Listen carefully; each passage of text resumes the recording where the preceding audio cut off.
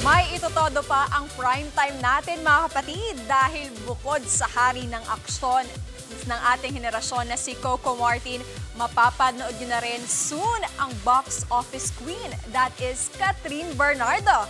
Nasa frontline ng balitang yan si MJ Marfori. Matapos ang 4 na taon, the box office queen will once again land on TV5.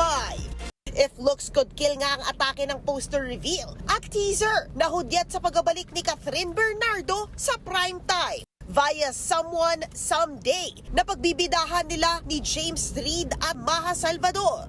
At eto pa nga, come July 9, ia-unveil na nga ang wax figure ni Asia superstar Catherine sa Makati City bago ito maging bahagi ng permanent display sa Madame Tussauds, Hong Kong. I can't wait for you all to see my wax figure twin at Madame Tussauds, Hong Kong. Ito pang isang todo max sa primetime ng TV5. Gawin mo. Diba ito naman yung mission mo? To break me? To destroy me? To destroy us? To do it! OMG! Paano na ang Team Kiara kung ang magkalaban ay sila na mismo ni Mikoy? Ramdam na nga ang tensyon sa bawat episode ng lalong gumagandang A Secret and Frog sa bago nitong time slot at 8:45 p.m. Dahil dyan is Team Alex waiting on the wings for Team Mikoy. Panoorin para malaman. May martilyo kaming inaalok dito.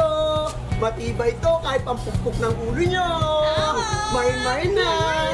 O diba, kesa makipagbasag ulo, rumakit na lang as a live seller si Gabo. Okay na sana ang racket kaso maiksi ang pasensya ng seller. Kung gusto nyo pumunta kayo dito Kaya magbenta, mabasagin ko ulo nyo. Ayun lang, at dahil naun siya niyang kita, ano naman kaya ang susunod na diskarte ni Gabo? Alamin natin mamaya sa lalo pang tumitinding kwento ng Coco Martins si Gabo pagkatapos ng Frontline Pilipinas. Nagbabalita mula sa Frontline, MJ Marfori, News 5. Mga kapatid, Jervy Wrightson po. Eto na nga. Para sa latest showbiz news at iba pang kay-alaman, mag-follow at mag-subscribe na sa social media pages ng News 5.